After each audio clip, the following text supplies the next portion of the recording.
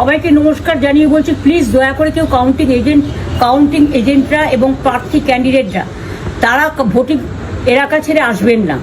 Strong রুমে যেখানে counting হচ্ছে, মানে সেন্টারে, সেখান ছেড়ে কেউ আসবেন না। এটা বিজেপির প্ল্যান। প্রথম 2-3 রাউন্ডে আমি কালকে থেকেই বলছি যে ওদেরগুলো আগে দেখাবে, আমাদেরগুলো পরে দেখাবে। এবং অনেক জায়গায় 2-3 রাউন্ড কাউন্টিং করার পরে প্রায় 100টা জায়গায় কাউন্টিং বন্ধ করে রেখে দিয়েছে। এবং কল্যাণীতে ধরা পড়েছে 7টা মেশিন, যেখানে কোনো মিল নেই। এটা টোটাল ফোর্সফুলি সেন্ট্রাল ফোর্সকে দিয়ে চারিদিকে তৃণমূল কংগ্রেসের উপর অত্যাচার করছে, অফিস ভাঙছে, জোর করে দখল করছে। SIR নামে আপনারা দেখেছেন ভোট লুট করেছে যাতে যে সিটগুলো জিততে পারে। কিন্তু এখনও এমন 70টা সিট আছে, 100টা সিট আছে যেগুলো আমরা এগিয়ে আছি, সেগুলো বলছে না। টোটালটাই মিথ্যে নিউজ খাওয়াচ্ছে।